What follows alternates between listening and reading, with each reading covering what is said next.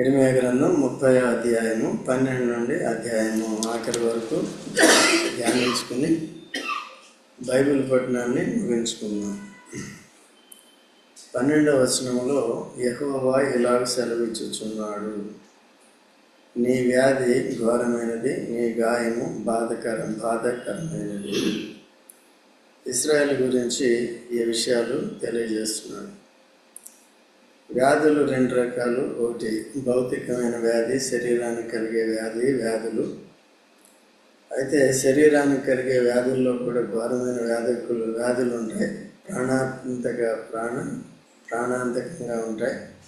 Cancer లాంటివి కానీ, heart attacks కానీ, సో ఇటువంటి బ్రెయిన్కి సంబంధించినవి కానీ, ఏ కిడ్నీ సంబంధించినవి కానీ, ఇవన్నీ కూడా ఉంటాయి శరీరానికి. అది అయితే దేవుని వాక్యం ఎప్పుడు కూడా లోకంలో ఉన్న మనకి ఈ భూ సంబంధమైన వాటిని పోల్చి ఆత్మ సంబంధమైన వాటిని కూడా తెలియజేస్తుంది. రెండో వ్యాధి ఏంటంటే పాపపు వ్యాధి అన్నమాట. మనందరికీ తెలుసు, యెషయా గ్రంథం 1వ అధ్యాయం 6వ వచనంలో ఉంటుంది. చదవండి ఒకసారి. అరికాలు మొదలుకొని తల వరకు స్వస్థత కొంచెమైనా లేదు. ఎక్కడ చూసిన అరికాల నుంచి నడినెత్తి వరకు ఎక్కడ చూసిన ఏమున్నాయంటే గాయములు, దెబ్బలు,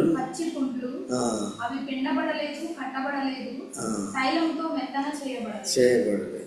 చూసారు ఇశ్రాయేలు యొక్క పరిస్థితి.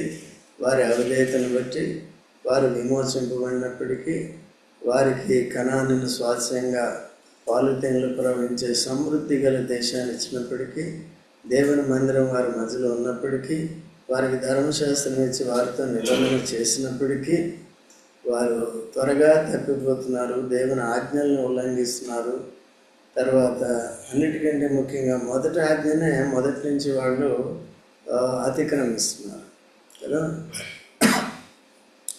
నిర్గమకాండం 32వ అధ్యాయంలోనే చూసినప్పుడు అక్కడికి వెళ్ళి మోషేకి వెళ్ళి ఆ ఆజ్ఞల పలకలు తీసుకురావడానికి వెళ్ళాడు. వచ్చే సమయంలో నేను అనుకుంటాం, మొదటి ఆజ్ఞ దేవుడు రాస్తున్నప్పుడే కింద వీళ్ళు ఏం చేశారు? ఆజ్ఞను అతిక్రమించారు. అంటే పైన ఆకాశం అందే కానీ, కింద భూమి మీద కానీ, భూమి కింద నీళ్ళ అందే కానీ ఏ రూపాన్ని కూడా విగ్రహంగా చేసుకో, నేనే అని చెప్పినప్పటికీ కూడా వారు అతిక్రమిస్తూ వచ్చారు అన్నమాట. సో అలాగా ఇశ్రాయేలు అందరూ కూడా పాపం అంటే కేవలం ఏదో పాపం చేస్తే ఏదో ఒక అవయవాన్ని మాత్రమే అపవిత్రపరుస్తుంది, మొత్తం సర్వ శరీరాన్ని అపవిత్రపరుస్తుంది. కంటితో పాపం చేస్తే ఏది అపవిత్రమైంది? సర్వ శరీరం అపవిత్రమైంది కదా. అందుకనే ప్రాణాత్మ దేహరీతిగా మనకి పవిత్రత కావాలి. కాబట్టి చూడండి, 2 కొరింథీ 7వ అధ్యాయం 1వ వచనం. 2 కొరింథీ ప్రియులారా, ఈ వాగ్దానములు ఉన్నవి కనుక దేవుని భయముతో చేసుకొనుచు. దేనికి కలిగిందంటే కల్మషం శరీరానికి కలుగుతుంది, ఆత్మకు కలుగుతుంది. ఆత్మ కల్మషం ముఖ్యంగా విగ్రహారాధన, లేకపోతే నాస్తికత్వం, దేవుడు లేడని గర్వించడం, ఉన్నాడని కూడా గర్వించి ఆయనకి భయపడకపోవటం, పాపాన్ని విడిచిపెట్టకపోవటం, పవిత్రులు అయ్యి క్రీస్తులో పవిత్రులుగా జీవించకపోవటం. మరి ఇప్పుడు శరీరానికి ఆత్మకి కలిగిన కల్మషం. ఇప్పుడు మరి ప్రాణానికి కలిగిన పాపం ఏంటి? చూడండి, లూకా సువార్త 16వ అధ్యాయం, లూకా సువార్త 12వ అధ్యాయం 20వ వచనం చదవండి. అయితే దానికంటే 19 నుంచి చదువు, 18 కానీ 19 నుంచి చదువు.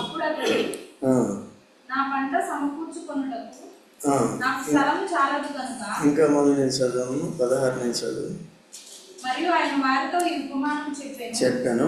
ఒక ధనవంతుడు భూమి సమృద్ధిగా పండెను. ఒక ధనవంతుడు భూమి సమృద్ధిగా పండెను. అప్పుడు అతడు నా పంట సమకూర్చుకొనుటకు నాకు స్థలం లేదు, అబ్బా ఎంత విస్తరించింది ఆస్తి, నేనేమి చేతులను తనలో తాను ఆలోచించుకొని నేను ఇలాగూ చేతును, నా కొట్లు విప్పి వాటి కంటే గొప్ప వాటిని కట్టించి అందులో నా ధాన్యం అంతటిని నా ఆస్తిని సమకూర్చుకొని నా ప్రాణమా అనేక సంవత్సరములకు విస్తారమైన ఆస్తి నీకు సమకూర్చబడి ఉన్నది, సుఖించుము, తినుము, త్రాగుము, సంతోషించుమని చెప్పుకుందును అనుకున్నాను. తన ప్రాణంతో ఏం చెప్పుకుంటున్నాడు? తినుము, విస్తారమైన ఆస్తి సమకూర్చబడింది, దాన్ని అనేక సంవత్సరాలకి దాచుకోవడానికి ఉన్న కోట్లను ఏం చేస్తాను? విస్తరింపజేస్తాను. అంత ప్లానింగ్. అయితే ఈ తాత్కాలికమైన జీవితం కొరకు, ఈ చిన్న ప్రాణం కొరకు మనుషులు ఏం చేస్తున్నారంటే పెద్ద ప్లాన్లు వేస్తున్నారు. దేవుడు ఏం చేశాడంటే ఇంకా పెద్ద ప్లాన్ వేసాడు మనకి. ఏంటది? శాశ్వత నిత్య జీవం కొరకు. అది వదిలేసి ఈ తాత్కాలికమైన ప్లాన్లో నిమగ్నమైపోతున్నారు. ఈవెన్ విశ్వాసులు కూడా ఎక్కువైపోతున్నారు. ఎందుకంటే ఆఖరి రోజుల్లో అదే ఉంటుంది అన్నమాట. 2 తిమోతి 3:1 ఏముంటుంది? అపాయకరమైన కాలములు వచ్చును, అంత్యదినముల్లో అపాయకరమైన కాలములు వచ్చును, ఏలయనగా మనుషులు ఫస్ట్ ధనాపేక్షలు, స్వార్థ ప్రియులు, రెండోది ఏంటి? ధనాపేక్షలు, మూడోది ఏంటి? వెంకములాడువారు. వెంకములాడువారు ఏంటంటే డంబపు ప్రాముఖ్యత, గొప్పలు అప్పలు చెప్పుకోవడం కదా. లింగం మెతుకులేదు కానీ మీసాలకి మాత్రం సంపాదన. కొంతమందికి మీసాలు ఉండవు కానీ సంపంగన మాత్రం పెడతారు. అట్లా ఉంటాయి. ఇవన్నీ కూడా ఉండకూడదు. సో ఇంగ్లీష్లో బ్రాగింగ్ అనేది అంటే తను పొగుడుకోవటం అన్నమాట. సో అలాంటివి ఇవన్నీ కూడా జరుగుతుంటాయి. సో కాబట్టి పాపాలు ఎన్ని రకాలు? 2. ఒకటి భౌతిక పాపం, రెండోది ప్రాణాత్మ ధైర్యరీతిగా ఉంటుంది. అందుకని దావీదు రాజు ఏమంటాడంటే కీర్తన 103లో మొదటి వచనం చదవండి.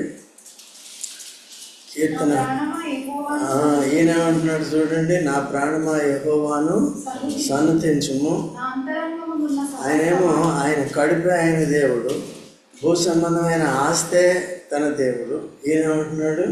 దేవుడే తన దేవుడు, తన పాపాలను క్షమించిన వాడే దేవుడు, తను రక్షించిన వాడే దేవుడు, నిత్య జీవ మార్గాన్ని చూపించిన వాడే దేవుడు, కాబట్టి నన్ను రాజుగా చేసిన వాడే దేవుడు, నాకు ఈ బాధ్యతలు ఇచ్చిన వాడే దేవుడు. సో ఆయన ప్రాణం ఎప్పుడు కూడా ఎవరి మీద ఉంది? దేవుణ్ణి స్తుతించాలి. మన ప్రాణం ఎక్కడ ఉంది? సాత్విక్ రెస్ట్ తీసుకోవడం ఉంటుంది. పొద్దున్నే బైబిల్ చదవటం. సాత్విక్ పెట్టాడా? పెట్టలేదు. నువ్వు పెట్టావు అది ఆయన నీది ఆయన మీద పడింది. ఒకరోజు నువ్వు ఒకరోజు ఆయన పెడుతున్నారా? అట్లా టైం టేబుల్ రాసుకున్నారా ఏంటి? నాకు అర్థమవుతుంది. కాబట్టి నువ్వు దేన్ని? నా ప్రాణమా మా హాయిగా పడుకో, కేరళ వెళ్ళే వరకు పడుకో. అట్లా లేదు. ఏముండాలి? ఇది నిలకడగా ఉండాలి. పొద్దున్న లేచిన వెంటనే ఏమనాలి? ప్రాణమా ఈరోజు ఏం టిఫిన్ చేస్తుందో ఆంటీ. ఓకే, అలా కాదు. ఏది దేవుడిచ్చే టిఫిన్ తినాలి ఫస్ట్. అంతకుముందు నేను మీర్ఖాన్పేటలో సేవ చేస్తున్నప్పుడు విలేజ్, సంఘం పెద్దదే కానీ విలేజ్, అప్పుడు అదే అనేకసార్లు చెప్పాను, మళ్ళీ చెప్తాను ఒకసారి. పొద్దున్నే ఒక బ్రదర్ ఫోన్ చేసినప్పుడు ల్యాండ్ ఫోన్స్ ఉంది. ఫోన్ చేసి అన్న నాష్టా చేసినామా అన్నాడు. చేసినా అన్న. నువ్వు చేసావా అన్న. నేను చేశాను అన్న. ఏం చేసావు అన్న. అంటే నేను 2 జొన్న రొట్టెలు తిన్నా అన్నాడు. మరి జొన్న రొట్టెలు కాదు కదా, అసలు నాష్ట వాక్యం కదా, చదివేవా అన్న. లేదన్న. అదే పొద్దున్న లేచి ఏం చదవాలి? ఫస్ట్ దేవుని ఆహారం, జీవాహారం తినాలి. ఆత్మను ఫస్ట్ పెట్టాలి, శరీరానికి తర్వాత పెట్టాలి. ఆత్మానుసార్లు ఆత్మ విషయాల మీద మనసు పెడతారు, శరీరానుసార్లు శరీరం. లేచిన అంటే దేవుడే గుర్తుకు రాడు. దావీదు ఏమంటాడు? నా ప్రాణమా, అది అలవాటు చేసుకోవాలి మనం. ఓకేనా? లేచిన వెంటనే ఎవరిని ఇటు వెళ్ళిపోకూడదు. ఆ విధంగా దేవుణ్ణి ఆరాధించాలి, దేవుని ప్రార్థించాలి, దేవుని వాక్యాన్ని కూడా మనం చదివేవారుగా ఉండాలి. కాబట్టి ఇక్కడ ఇశ్రాయేలుకి తగిలిన దెబ్బ ఇర్మియా దినాల్లో ఇక్కడ మళ్ళీ కూడా ప్రస్తావిస్తున్నాడు అన్నమాట. ఇది ఎటువంటి దెబ్బ అంటే, తిరిగి వీళ్ళు బబులోను దేశంలోనికి వెళ్ళిపోతున్నారు. వారు చేసిన అపరాధములను బట్టి వారి పాపమే వారి గాయం. శరీరంలో దెబ్బ తగిలితే ఏ పార్ట్లో తగిలితే ఆ పార్ట్లోనే ఉంటుంది. కానీ ఇక్కడ పాపం విషయంలో, అపవిత్ర విషయంలో ఏ పార్ట్ అపవిత్రమైన సర్వ శరీరం ఏమవుతుంది కదా. ఒక బిందులో కొద్దిగా విషం వేసామనుకోండి, ఎంతవరకు ఉంటుంది? మొత్తం. ఇది విషం లాంటిది, ఇట్ స్ప్రెడ్స్ అన్నమాట. అర్థమైందా? అందుకనే అపవిత్రులు అయితే కొన్ని సందర్భాల్లో సరే అపవిత్రం అయిపోయిన తర్వాత మనం దేవుని వల్ల భయభక్తులు నిలిపించడానికి మన దేవుని దగ్గర ఏం దొరుకుతుంది? క్షమాపణ దొరుకుతుంది. ఎక్కడుంది? కీర్తన 133 కీర్తన 133 త్వరగా యెహోవా నీవు దోషములను కనిపెట్టి చూసిన ఎవడు నిలవగలడు?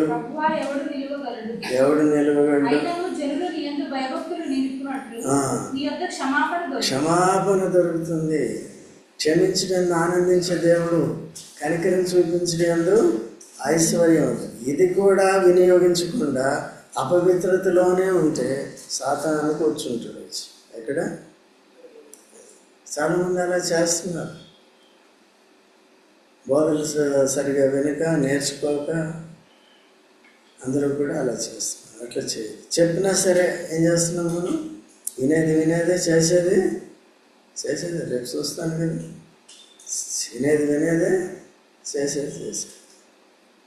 విన్నప్పుడు మాత్రమే వీళ్ళు ఏమంటారు? వీళ్ళని కఠిన హృదయం కలిగిన వారు.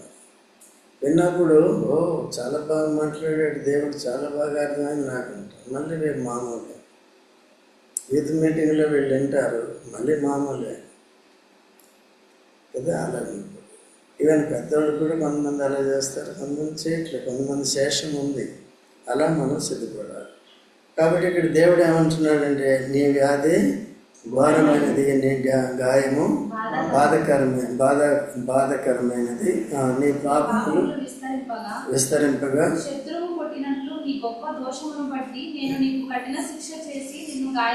చూసారండి. దేవుడు ఎందుకు శిక్షించాడు?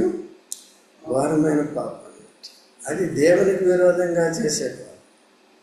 విగ్రహారాధన చేయడం, దేవుడిచ్చిన ఆజ్ఞల్ని పాటించకపోవటం, నిబంధనలు నిలిచి ఉండకపోవటం. కాబట్టి ఎన్నో కొడతాను. సో మనమందరం కూడా పాపులమే కదా, మనమంతా పాపులమే.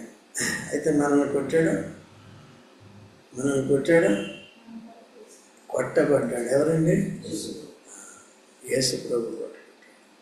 అరికాల నుంచి నన్నెత్తి వరకు గాయపరచుకుంటాడు. తన రక్తం అంతా కాచాడు కదా, చనిపోయి తిరిగి లేచాడు. మనల్ని ఆహ్వానిస్తున్నాడు. ఎవరిని? పాపులారా నా దగ్గర మీ చేతులు శుభ్రం చేసుకుంది. అర్థమైందండి? అట్లా చేతులు అంటే అపవిత్రతకి గుర్తన్నమాట కదా. మీ పురుషులారా మీ చేతులు ఎత్తి పవిత్ర చేతులు ఎత్తి అంటే మన జీవితం, మన హృదయంలో పవిత్రత అనేది ఉండాలి. సరే, స్వతహాగా ఎలాగ లేదు, దేవుడు క్షమించి క్రీస్తులో పవిత్రత ఇచ్చాడు. మరి జీవితం కొనసాగే కొద్ది ఉన్న అపవిత్రతను కూడా ఎప్పటికప్పుడు ఏం చేయాలి? శరీరాన్ని శుద్ధి చేసుకుంటాం. మాలిన్యం అయినా అవ్వకపోయినా ప్రతిరోజు ఏం చేయాలి? స్నానం చేయాలి కదా, శుద్ధి చేసుకోవాలి. ఎందుకంటే మనుషులతో సహవాసం చేస్తాం కాబట్టి, దేవునితో సహవాసం చేస్తాం కాబట్టి ఆత్మశుద్ధి కూడా హృదయశుద్ధి కూడా హృదయశుద్ధి గలవారు ధన్యులు వారు మాత్రమే చూస్తారు. దేవుడు ఎందుకంటే హృదయాన్ని చూస్తాడు. అంత మాత్రమే కాకుండా పరిశుద్ధాత్మ హృదయంలోనే నివాసం చేస్తాడు. పరిశుద్ధాత్మను దుఃఖపెట్టకుండా చూడాలి. పరిశుద్ధాత్మ అని పేరున్నప్పుడు మన హృదయంలో అపవిత్రత వచ్చినప్పుడు ఏమవుతుంది? వెంటనే ప్రభువా క్షమించని అనేకసార్లు అపవిత్రం అవుతాం. చూడండి, ఓకే. సో కాబట్టి జాగ్రత్తగా ఉండాలి. కనుక నిన్నేం చేస్తానంట? గాయపరిచి ఉన్నాను కాగా నీ పక్షమును వ్యాజ్యమాడు వాడెవడనూ లేడు. నీ గాయములకు చికిత్స చేయదగిన మందు నీకు లేదు. దేవుడే కొడితే ఎవరుంటారండి? అయితే ఇప్పుడు మనల్ని కొట్టకముందే, మనల్ని శిక్షించక ముందే మనకి మధ్యవర్తిగా యేసు ప్రభువు. అంతకుముందు మోషే మధ్యవర్తిగా ప్రార్థించాడు. వాడు విగ్రహారాధన చేసినప్పటికీ కూడా నేను మీతో రాను, మీరు ఇలాంటి వాళ్ళు అంటే నీవు మాతో రాకపోతే నా పేరుని గ్రంథంలో నుండి తీసేయండి, జీవ గ్రంథంలో నుండి. పౌలు కూడా అట్లాగే ప్రార్థన చేస్తాడు ఇశ్రాయేల్ రక్షణకు. ఓకేనా? అయితే మన మధ్యవర్తి సాక్షాత్ యేసు ప్రభువు వచ్చి ఆ శిక్ష తానే భరించి మనం విడిపించాడు. అజాగ్రత్తగా ఉంటామా, నిర్లక్ష్యంగా ఉంటామా, కృపంలోకి పెడతామా, దేవుని దయని తృణీకరిస్తామా? దేవుడు దయగలవాడంటే ఏం చేయాలి? దేవుడు దయగలవాడంటే ఏం చేయాలి? దేవుడి నీ ఏళ్ళ దయ చూపించాడా? చూపిస్తే దాంట్లో తప్పులో పాపంలో కొనసాగుతావా? నిద్రలో కొనసాగుతావా? పగలు చూడండి, 1 పేతురు 2వ అధ్యాయం 1వ వచనం. ప్రభు దయాళుడని ప్రభు దయాళుడని మీరు రుచి నేను ప్రభు చాలా దయగలవాడండి చెప్పేస్తే సరిపోయిందా? దుష్టత్వమును, కపటమును, వేషధారణ, అసూయ మానాలివి. ఇవి మానకుండా యెహోవా దయాళుడు అంటే ఏం లాభం? దీన్ని బట్టే కదా ఆయన కొట్టబడ్డాడు. యేసు ప్రభు కొట్టబడ్డాడు నీ కొరకు నా కొరకు. దేన్ని బట్టి? సమస్తమైన దుష్టత్వము, కపటము, వేషధారణ, అసూయ ఇవన్నీ మానాలి. అప్పుడు దేవుని వాక్యం నీకు అర్థమవుతుంది. వాక్యాన్ని నేర్చుకుంటే ఇంకా పవిత్రతలోకి వెళ్ళాలి, బలపడుతున్నారు. ఓకేనండి.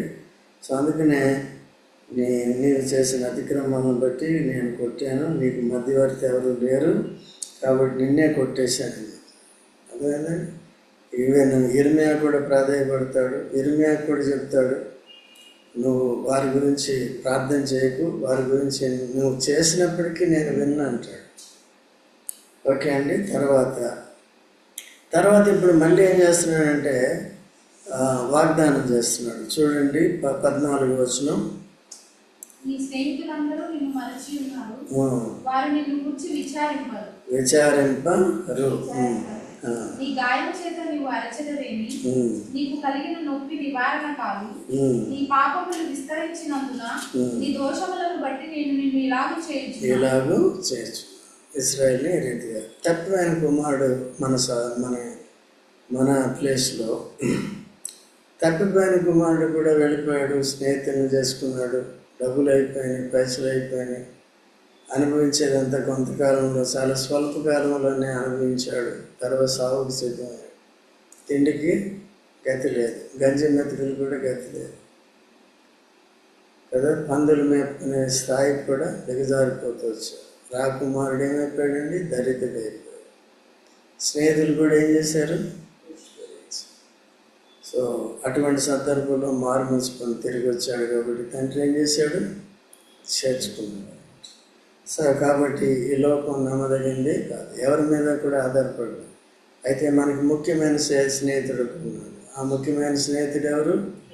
ఆయన ఏం చేస్తాడు? సామెతలు 17:17. సామెతలు 17:17 ఏముంది?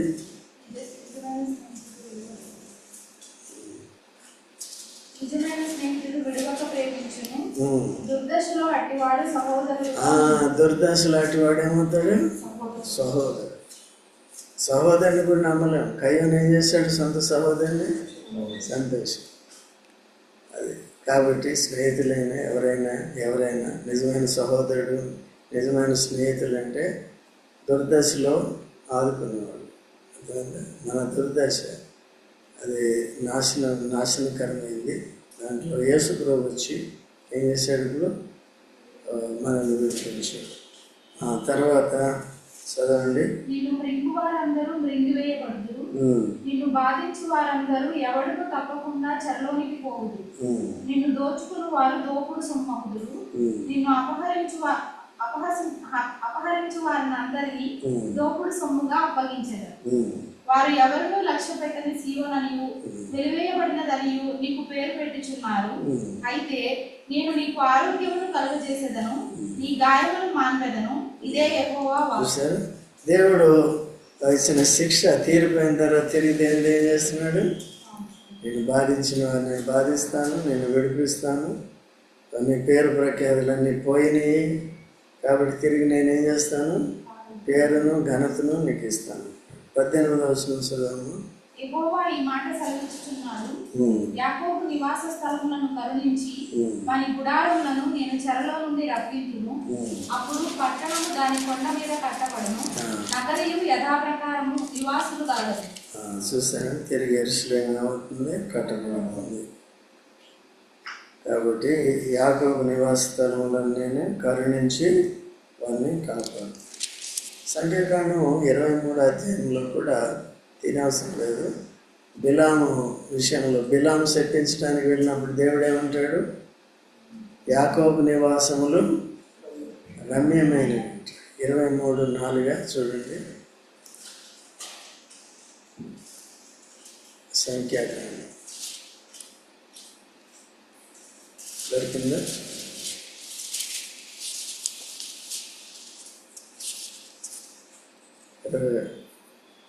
యాకోబు నీ గుడారము ఎన్నో వచనం? ఎన్నో అధ్యాయం? 24 అండి. 24:4 చదువు. దేవవాక్కులను వినినవాని వార్త, అతడు పరవశుడై కన్నులు తెరిచిన వాడై సర్వశక్తుని దర్శనం పొందెను. యాకోబు నీ గుడారములు ఎంత? ఇశ్రాయేలు నీ నివాస స్థలములు ఎంత రమ్యమైనవి. చూసారా? ఎప్పుడైతే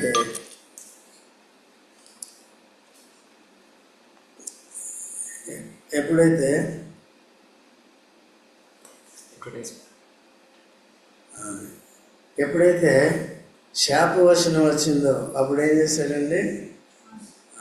ఎంత రమ్యమైనది, శత్రువుకు చోటు ఇవ్వట్లేదు.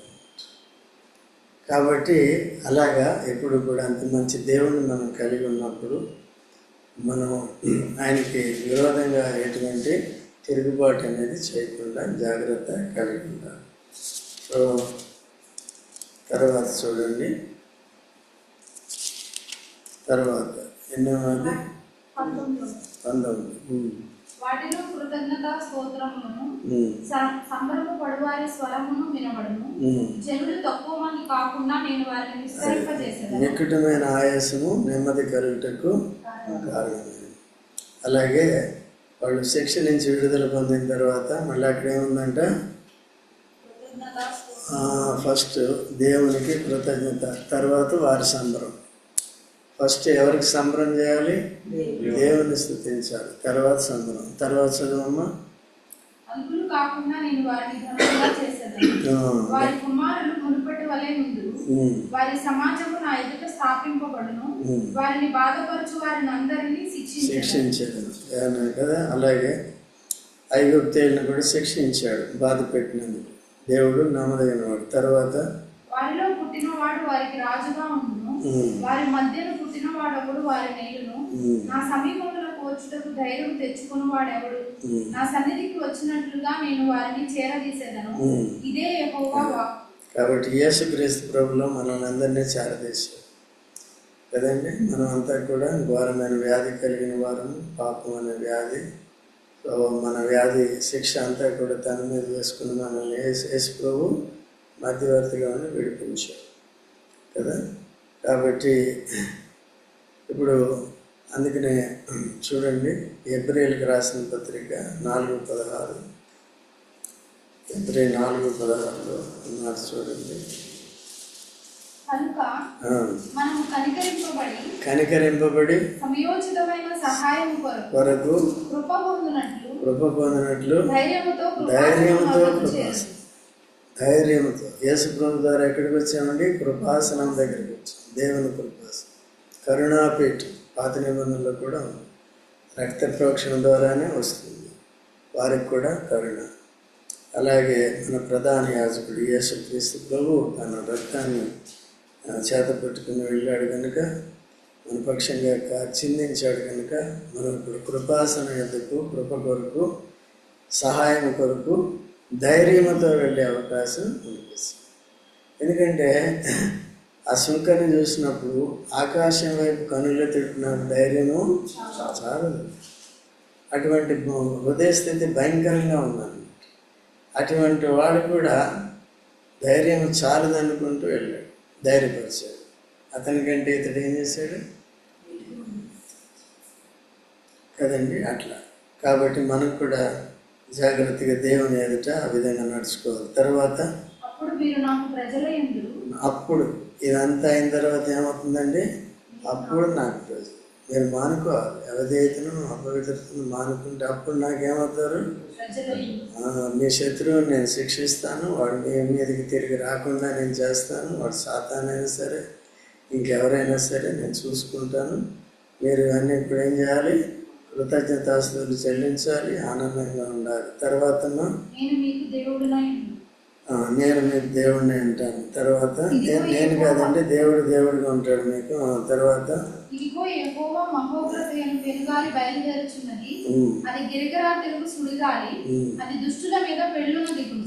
దుష్టుల మీద ఎవరైతే పాపులుగానే ఉంటారో వారి మీదకి వస్తుంది, ఎవరైతే వారిని హింసించారో వారి మీదకి వస్తుంది. తర్వాత తన కార్యము ముగించు వరకు, తన హృదయాలోచనలను నెరవేర్చు వరకు యెహోవా కోపాగ్ని చల్లారదు. అంత్య దినములలో మీరు ఈ సంగతిని గ్రహించారు. ఈ సంగతి ఇప్పుడు జరుగుతుందా లేదండి? యెహోవా కోపాగ్ని ఎక్కడ చూసినా నిమ్మలంగా విశ్వాసులలో కూడా లేదు. చాలామంది చల్లారిపోయిన స్థితిలో ఉన్నారు ఆత్మీయ జీవితం. మనం అట్లా కాకుండా అనుదినం వాక్యం విని ఎప్పుడూ కూడా వెచ్చగా ఉండాలి. ఆత్మీయ జీవితంలో చురుకుగా ఉండాలి, ఆత్మ తీవ్రత కలిగి ఉండాలి. ఓకే, ప్రార్థన కలిగిన వాక్యం చదువుకోవాలి, స్థుతించాలి. దేవుని మందిరాన్ని విడిచిపెట్టకూడదు. ఇది కొండ మీద కట్టిన పట్టణం లాంటిది, మనకు వెలుగిచ్చేది, ఆత్మీయ వెలుగిచ్చేది. జాగ్రత్తగా ఆ ప్రకారం ఉండి నడుచుకుందాం. ప్రార్థన చేసుకుందాం.